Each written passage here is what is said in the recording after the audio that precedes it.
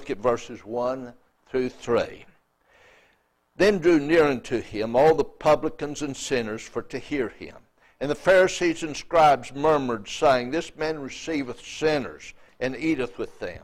And he spake this parable unto them, saying, What man of you, having 100 sheep, if he lose one of them, doth not leave the 99 in the wilderness, and go after that which is lost until he find it? And when he hath found it, he layeth it upon his shoulders, rejoicing. And when he cometh home, he calleth together his friends and neighbors, saying unto them, Rejoice with me, for I have found my sheep which was lost. I say unto you that likewise joy shall be in heaven over one sinner that repenteth, more than over 99 just persons which need to repent. Now the cause of the three parables that we're going to look at is because of the murmuring of the Pharisees and the scribes. This man receiveth sinners and eateth with them.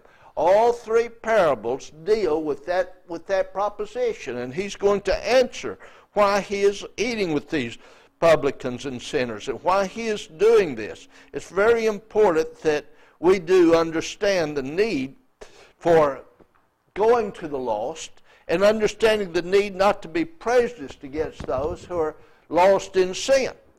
As we look at this, Jesus begins with the very basic one. What man of you having 100 sheep, lose one of them, does he not go out and search? And that searching, by the way, is an intense search until he find it. Lose one of them, leave the 99 in the wilderness, go after that one that was lost. Because he's lost, he's money, he's valuable, and so you go out and search for him. We used to have an old cow, and she just loved to jump the fence.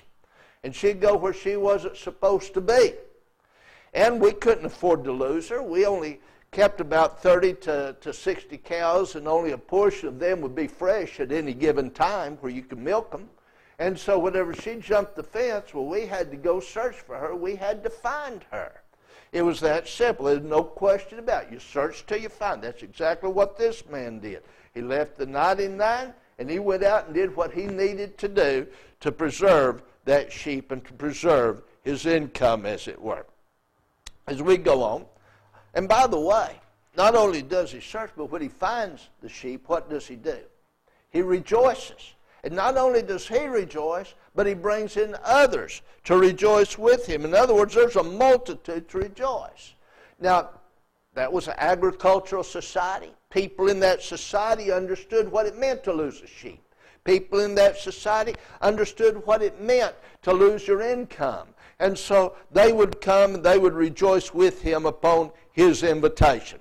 And then Jesus brings it to a conclusion in verse 7, saying, I say unto you that likewise joy shall be in heaven over one sinner that repenteth, more than over 99 just persons which need no repentance. Quite often we say the angels rejoice. Well, I don't read that, but it may be the angels that are rejoicing. But I do know that there are joy in heaven in the presence of the angels whenever one comes and whenever one comes back to the Lord. Repentance, that means to change your mind. When you repent, what should you do? You should change your actions. I change my mind, I generally change my actions. If I'm going down the street, I'm headed for Taco Bell, and I decide I'm not going to eat at Taco Bell, I'm going to go someplace else and eat, I might turn around. I change my direction, I go another way. That's exactly what repentance involves. You change your mind. And then as a result of that, you change your direction. You begin serving the Lord, as it were. Verse 8, either what woman, having 10 pieces of silver, if she lose one piece, doth not light a candle and sweep the house and seek diligently till she find it? And when she hath found it, she calleth her friends and her neighbors together, saying, Rejoice with me, for I have found that piece which I lost. Likewise I say unto you, there is joy in the presence of the angels of God over one sinner that repenteth. I want you to notice this. Now the number's gone down. This woman had 10 pieces. Therefore, the coin was more valuable, perhaps to her, than the man who had 99 sheep. But the sheep was still valuable, wasn't it? It was still important to that person's livelihood and being able to make a profit. This woman only had 10 pieces of silver, and she loses one. What does she do? Say, oh, I've got 9 other pieces. No, she searches diligently.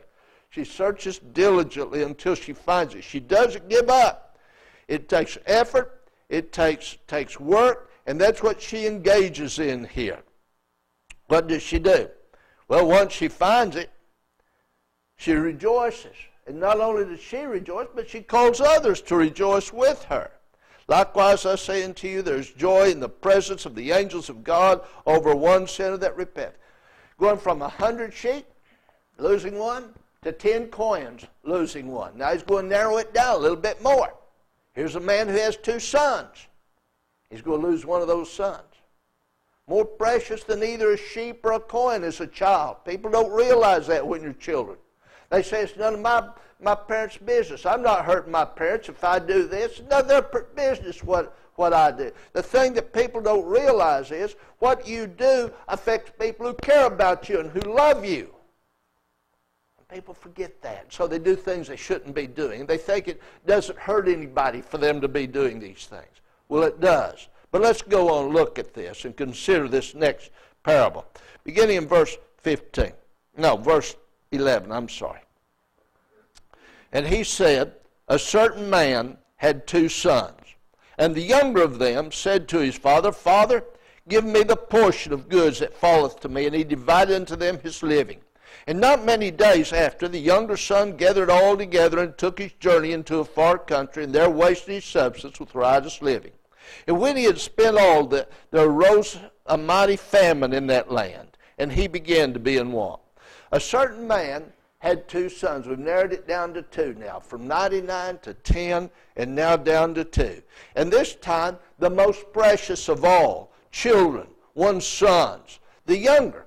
The younger of them said, give me my inheritance. Now, as we know, under the Jewish system, the older son received 2/3 of everything, period.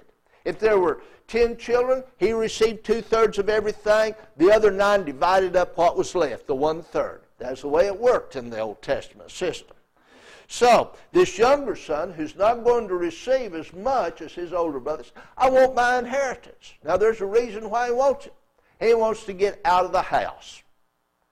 Now, you say, okay, maybe this was a problem household. Some households are, aren't they? There's households where you look at that house and you wonder why the children didn't leave sooner sometimes. And yet other households are just the opposite. You wonder how the child could ever think about leaving such a home. Here's this son, and I know that he's in a good household. He's in the right kind of household. How do I know that? Because this household represents the Father's household. The Father in heaven. The Father's representative of God himself. The Son is representative of those who are his children, God's children. And here's a son who wants to go away. He wants to leave. Give me mine inheritance. The father doesn't quibble. The father doesn't argue. The father complies, doesn't he? He gives him his inheritance. And not many days after he receives his inheritance, he gathered it all together and took his journey. Now, I've often wondered if he might have used a similar Jewish expression to express what people were saying some years ago. I'm going out to find myself. What a silly expression. I know what it means. I know what they're saying, but it's still a very silly expression. He decides to take his journey. And where does he go? He goes into a far country. Let me tell you something. Anytime people leave the Lord's household, they're going into a far country. They're getting away from God. They're getting into a strange land with people who don't care for them the way that the Lord cares for them. People who don't love them the way that the Lord loves them. This young man is leaving the very ones who care most for him. And he doesn't realize it. He doesn't know it. I want to get away. Maybe he didn't like the work he had to do. Maybe he didn't like being under his father's authority and he wanted to do what he wanted to do. We don't know for sure. We can only speculate. But whatever it was a very, very poor reason for wanting to go. Verse 14 says, verse 13, he wasted his substance with riotous living. What kind of living was it? Wasteful living. That's why he's called the prodigal. He wasted his substance. He spent it on riotous living. He wanted to have a good time. He was away from home. You know, a lot of times we hear of children who were raised right, taught right. They get into college, and what do? They go haywire, don't they? Get away from mom and dad. I can do what I want to now. And it doesn't work very well for them most of the time. It's a downward spiral. I sometimes tell people that you need to get off of the downlader and get on the elevator, because you're headed down, my friend. Down in your life, you're headed down in the things you're going to be able to accomplish. You're headed down spiritually. You need to get on that elevator, start climbing back up. And sometimes it starts when a young man leaves his home or a young woman leaves their home. This young man wanted to be away from home so he could do these things. And he wasted his substance with riotous living. Verse 14, and when he had spent all, there arose a mighty famine in that land, and he began to be in want. He lost everything he had. He wasted it, spent it. It's gone. I don't know how true this is or how widespread it is. But I've heard of people who never had anything financially coming into a lot of money. And many times what they do is that money's gone in a very short time because they don't know how to handle it. They never had the opportunity to handle it. Sometimes we look at these people who win, these great big things, and we think, I wish I could come into all that money. I wish I could have this, or I wish I could have that. The thing we forget, especially on these gift things, is that there's taxes that have to be paid. Home and Gardens TV each year builds a dream home, and they give it away. Man won the dream home in Tyler, Texas, a few years back. I met somebody that was from Tyler while I was living at Tullahina, and I asked about that home. The guy said, he had it for a year. Taxes came due, he couldn't pay the taxes, and he had to move out. Sometimes Janet and I enjoy watching The Price is Right. People will win up to $46,000, sometimes more. They have their dream car, and sometimes those dream cars will be over $100,000 that they give away when they have the dream car week. But you can walk out of there with $40,000 to $80,000 on an average giveaway day worth of stuff. Sometimes part of it's money, sometimes it's not.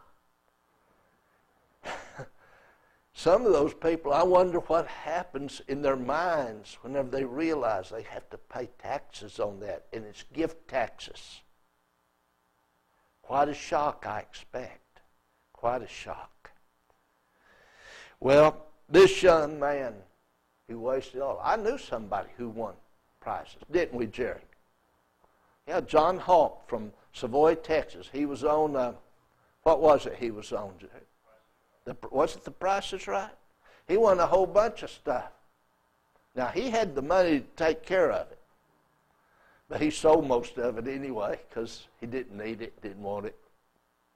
And he sold it eventually, got rid of it. They delivered it in big old trucks, I think, brought it to him. But you see, stuff doesn't get you anywhere. These things doesn't get you anywhere. This young man wasted everything he had inherited, and now it's gone. And what is he going to do? Because a famine's come, he can't get a job, he's now in want. Verse 15 now. And he went and joined himself to a citizen of that country. And he sent him into his fields to feed swine. And he would fain have filled his belly with the husk that the swine did eat. And no man gave unto him. I understand this is a carob husk. And the husk, you open it up, and the husk itself, I understand, is pretty tough. And so you don't eat that, you feed it to the swine. And it says that he joined himself. Notice that word joined.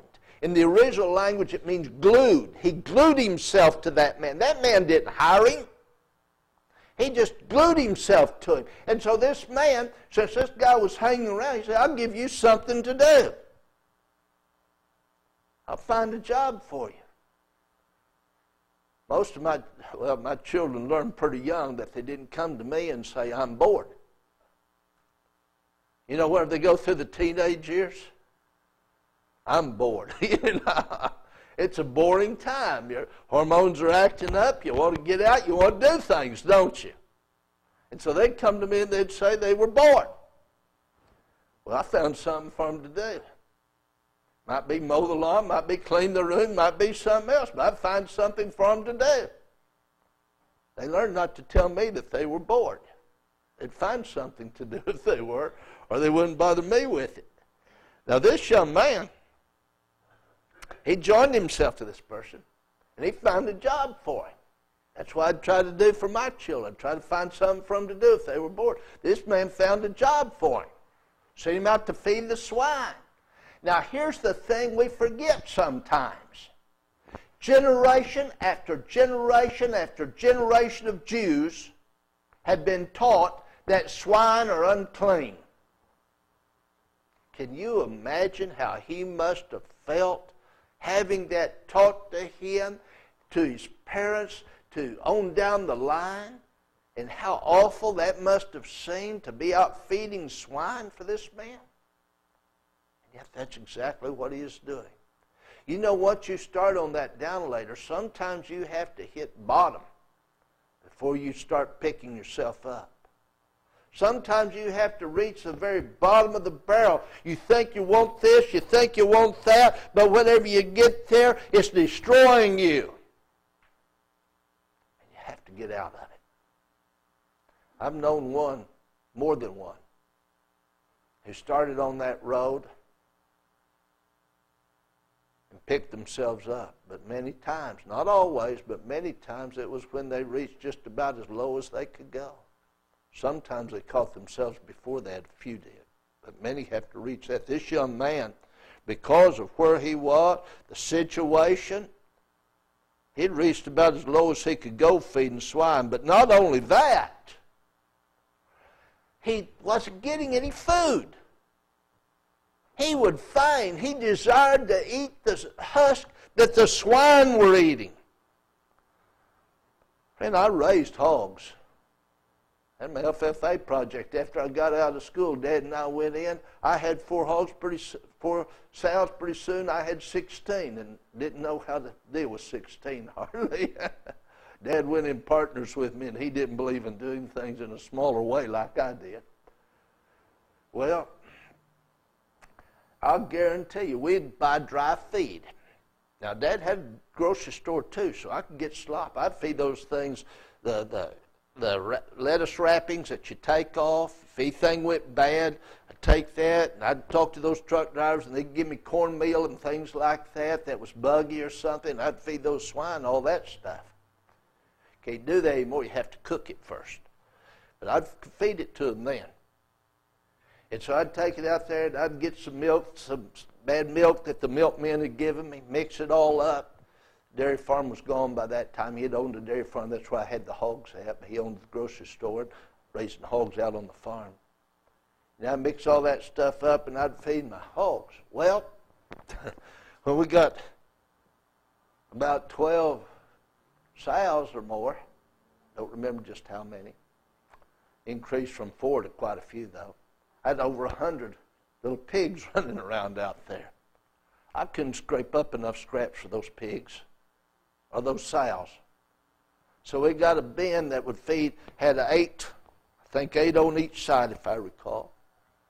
And I'd bring out dry feed that we ground using some of the stuff that came off the farm and some of the things from the co-op. And I'd feed those hogs. But I guarantee you, even that dry food, I wasn't about to get down there and scoop it out of there where those hogs were rooting around trying to eat it. No way. I'd have to be mighty hungry to do that. I guess I could reach that point, but I wasn't there yet. This young man was so hungry, he wanted to eat the food that the swine were eating. And it wasn't ground up grain either. And yet, what does it say? He's in a bad shape. Joined himself, filled his belly with the husk that the swine did eat. But listen to this. No man gave unto him. Apparently the man who sent him out into the field didn't even give him anything. He was hungry. Seeing the swine eat, but he wasn't eating. Apparently, at least not very much. Verse 17. I love verse 17. I love the way it starts because that's a key verse, I believe.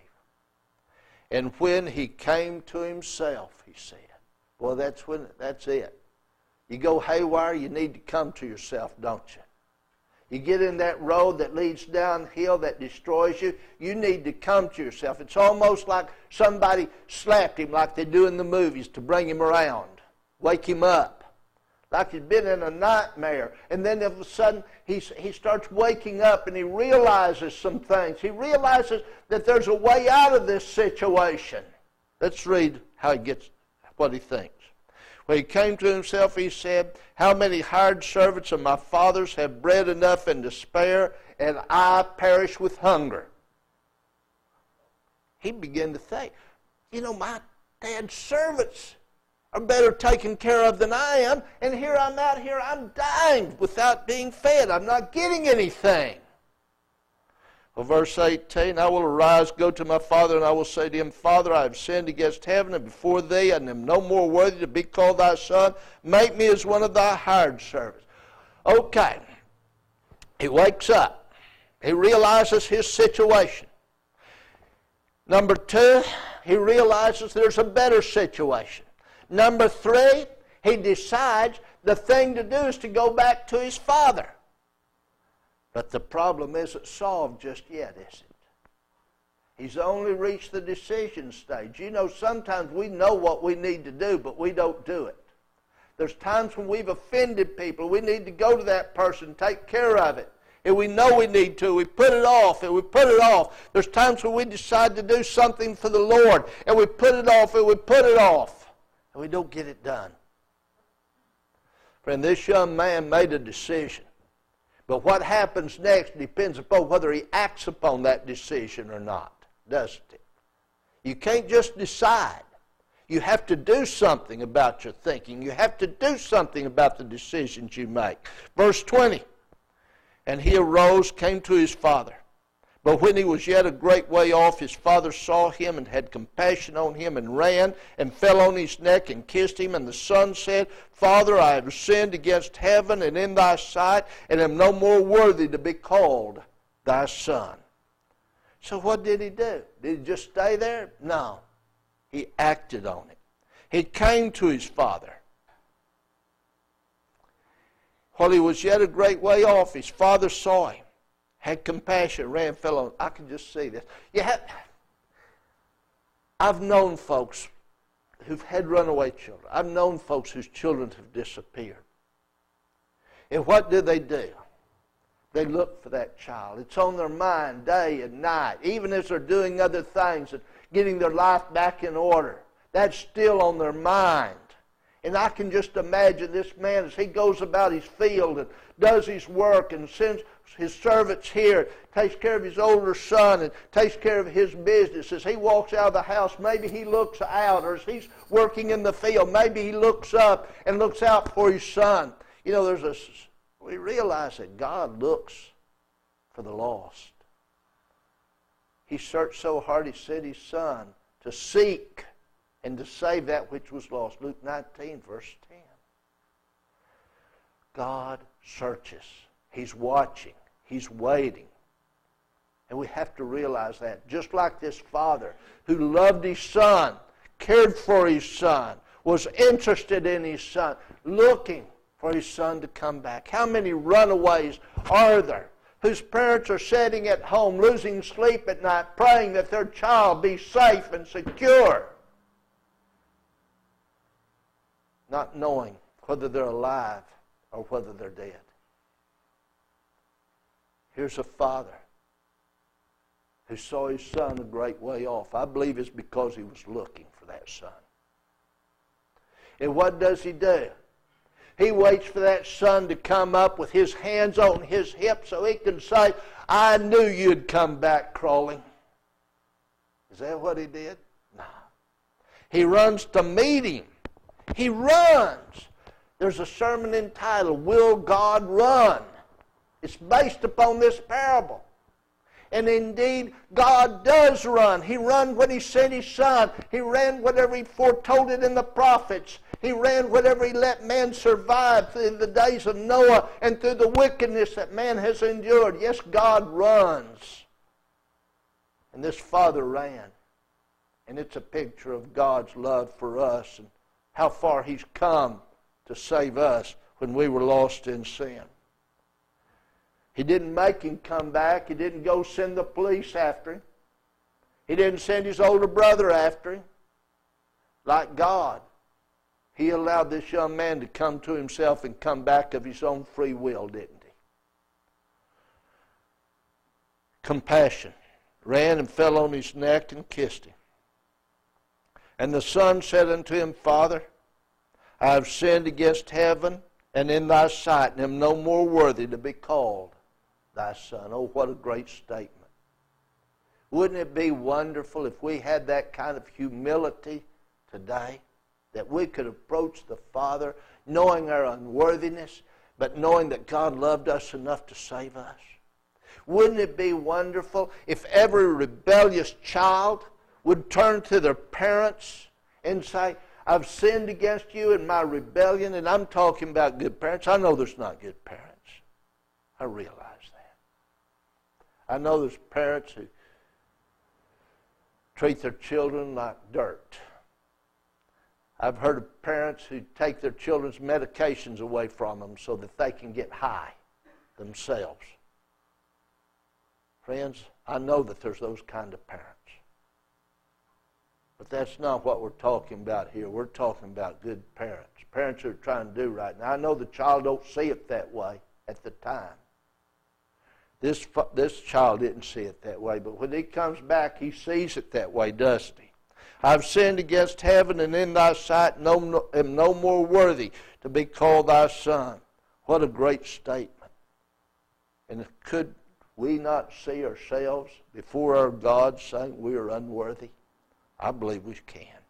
Verse 22. But the father said to his servants, Bring forth the best robe and put it on him. Put a ring on his hand and shoes on his feet, and bring hither the fatted calf and kill it, and let us eat and be merry. For this my son was dead and is alive again. He is lost and he's found. And they began to be merry. Father says to his servants, Oh, my son's home. He's alive. He was dead. Now he's alive. Bring forth the best robe. Don't just bring forth any old robe. Clothe him in the best. Bring the best for my son. Put it on him. Put a ring on his hand and shoes on his feet. Get him clothed and give him more than just what he needs. Give him something extra. Give him that ring too. Then bring the fatted calf and kill it. Let us eat and be merry. We're going to have a party. My son's come home. Let's have a party. This is cause for rejoicing. Just like the man with the 99 sheep called in his friends to rejoice with him, just like the woman called in her friends to rejoice with her, they're going to have a party and rejoice. Why? Because his son has come home. Notice verse 24. My son was dead and is alive again. What is a man's state when he's separated from God? He's dead spiritually, isn't he? Ecclesiastes 12 verse 7 speaks of physical death, the body being separated from the spirit, doesn't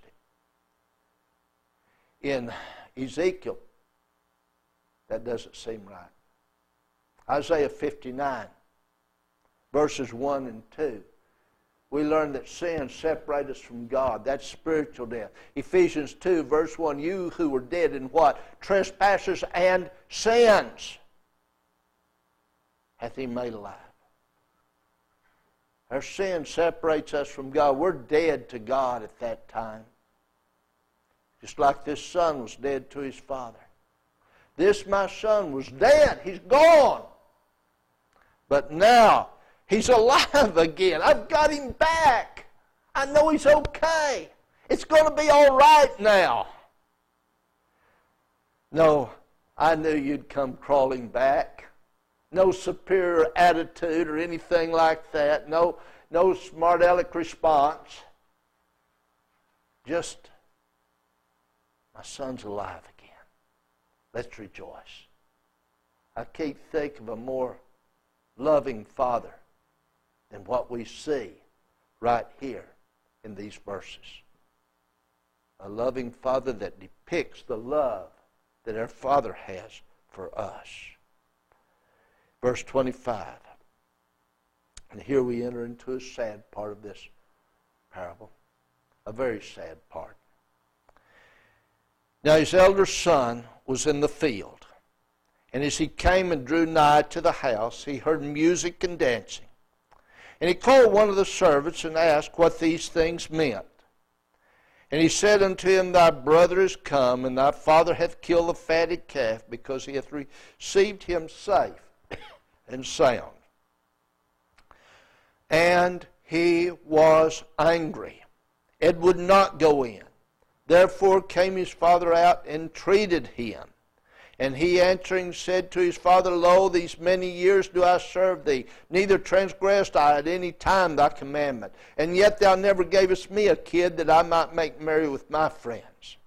But as soon as this thy son was come, which had devoured thy living with harlots, thou hast killed for him the fatted calf.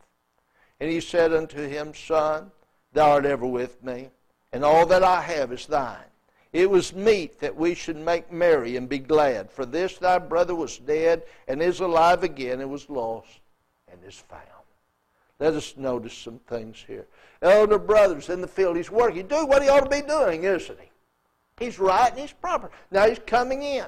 He hears the music, sees things going on, and he asks what's going on. And the servant tells him, well, your brother's come back home, and they're throwing a party for him. Come on in.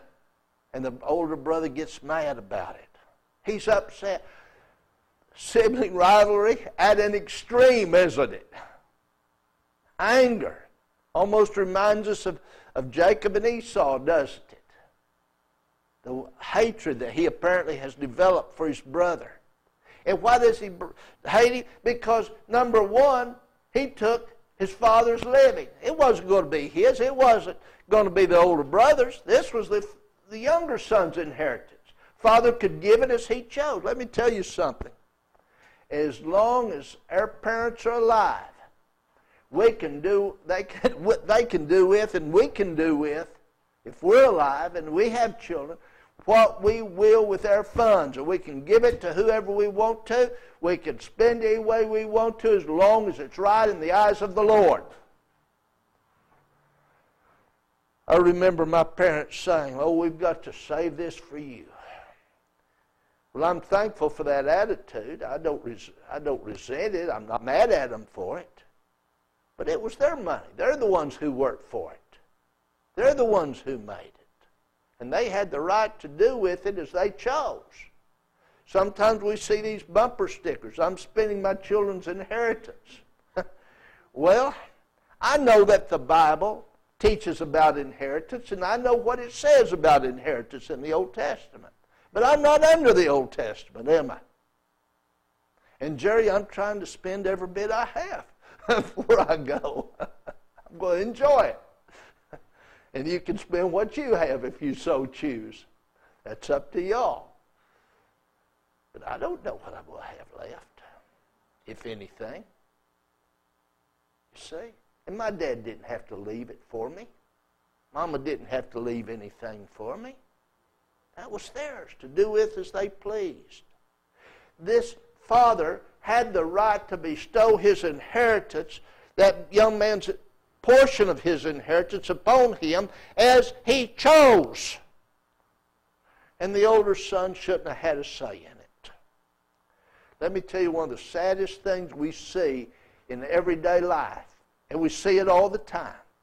And that's brothers and sisters who will not speak to one another because the parents passed away and they fought over the inheritance.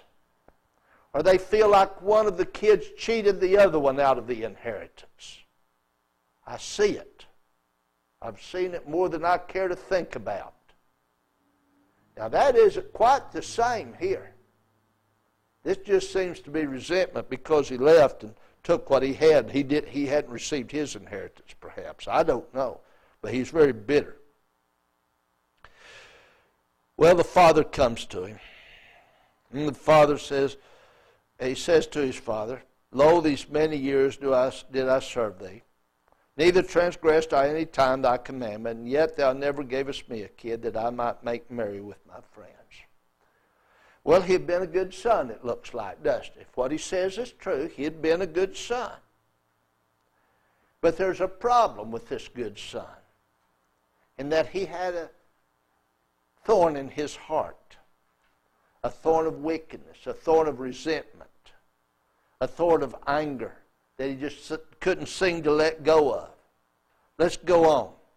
But as soon as this thy son, not my brother, but this thy son was come, which hath devoured thy living with harlots, thou hast killed for him the fatted calf.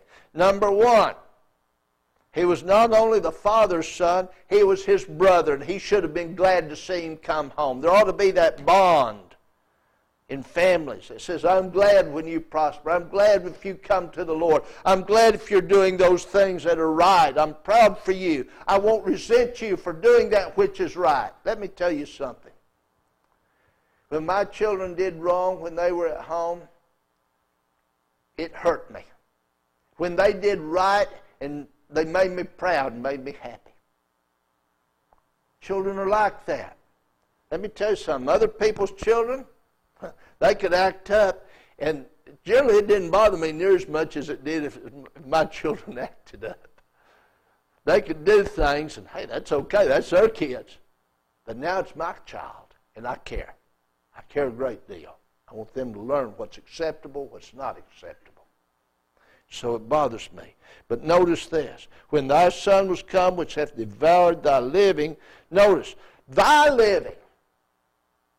Thy living. Had he devoured the father's living? No, the father gave him a portion of it. It wasn't the father's anymore. If I have anything left for Jerry, and he takes it, and perhaps I give it to him beforehand, whose will it be? Will it be mine still, or will it be his? It'll be his. If I give it to him, and I don't put any strings on it, can I expect anything in return for that? No. It'd be up to him. I know folks who seem to think if you do something for somebody, they owe you. That's not right. You do it not expecting things back. Now, if I make a loan, you owe me. But if I give to you, you don't owe me. Period. It's that simple. There's a difference between loan and giving. Okay. He didn't devour the father's money. He wasted his own money. And he says he wasted it with harlots. Now, it's true, he spent it in riotous living. He may have spent it on harlots, partly. We don't know. The Bible doesn't say he spent it on harlots. This is an accusation of the elder brother, and it may involve a lot of supposition. He may or he may not have. We just don't know. The Bible doesn't say. And what does it go on to say? Thou hast killed for him the fatted calf. You notice, though, I need to say this. I'm getting ahead of myself. Sometimes we, because we know people have done one thing, we suspect they've done something else. And we need to avoid that. We need to avoid that. You know, a good gossip can destroy people's reputation by telling things that are in keeping with that person's character, exploiting that person's character. In other words, if I know somebody has a hot temper and then you tell me they got mad in the grocery store line and socked the cashier, I'd be more likely to believe it if you told me about somebody who has a hot temper than if you told me about somebody I knew did not have a hot temper, wouldn't I? Because I'd think, well, that fits their character. That fits what they are. And yet it's wrong. It's wrong. And we need to realize it. Here he makes an accusation which seems reasonable, but we just don't know. Okay. Thou hast killed for him what? The fatted calf. They're rejoicing. Look what you've done. You gave him a party. You never gave me a party. That's what it seems like. You remember the Smothers Brothers? No, I don't guess y'all remember the Smothers Brothers. They were a brother act, comedy. And one of the brothers, and I don't know which one, I don't remember, I didn't watch it that much. But one of the brothers was always turning to the other brother and saying, Mom always liked you best. You see what he's saying? This is basically the same attitude that we have here. You kill for him the fact, why haven't you given me a party? I've been here all these years. If you give anybody a party, it needs to be me. How many times have we felt that way? That if anybody deserves this praise, if anybody deserves this or deserves that, it ought to be me because I've been diligent and this other person hasn't been. We don't want to be like the older brother, do we? Not at all. Now, I know that there's situations in business where people are passed over that needs to be advanced. I'm not talking about that. I'm just talking about pure old resentment. Okay, where you don't have a right to have it. Verse 30. Nope. Verse 31. And he said unto him, Son, thou art ever with me, and all that I have is thine. That's true. The younger son's inheritance was gone, wasn't it? He'd have to rebuild, wouldn't he? But everything the father had would go to that one son. Everything I have is yours. You've been with me all these years. You've been eating at my table. You've enjoyed the benefits of my house. It was right, he says in verse 32. It was meet, it was proper that we should make merry and be glad. For this thy brother was dead, and he's alive again, and was lost and is found. You'd have thought that older brother would have come running to see his brother again. But that's not the case, is it? It's a sad situation. A sad situation brought on by this younger brother doing wrong and then turning around and doing right, and the older brother's resentment of the party his father was giving him. Apparently he didn't want to share the household, and that was wrong. Brethren, there's a great lesson here. A great lesson on teaching those who are lost and who the Father loves. We need not to be the kind of person who says that person won't hear the gospel. That person is not deserving of the gospel. Or I'm not going to talk to that person because they're just involved in so many things. Sometimes we make judgments for people, don't we? The lost. And we need to be very, very careful. I don't want to be like this older brother. Have I made the mistake of prejudging that people will not listen before? Absolutely. But we need to be on guard and not let it happen. And I need not to let it happen anymore. We need to be a people who realize that all souls are valuable to the Lord. Now this son, he had been a child of the Father in the Father's household, and he left. Sometimes that's the case with people. They've left the Father's house, and they need to come back to the Lord. If you're not a Christian, you need to come to him, be a part of the Father's house. He's waiting, he's watching. Jesus is knocking at the door, as it were. But you have to open that door, and you have to let him in. You have to do what he says. You have to follow him. Same is true. If you've strayed away, you need to come back to the Lord. The Lord's not going to make you. He's not going to go out and pull you back. No member's going to go out and just grab you by the hands and pull you back in. You've got to make your own decision. If you're subject to the invitation of Jesus Christ, believing him to be the Son of God, willing to repent of your sins, maybe you've already repented, willing to confess him before men and be baptized in the watery grave of baptism, and you have a great opportunity. Great opportunity. Won't you come to Jesus while together we stand and while we sing?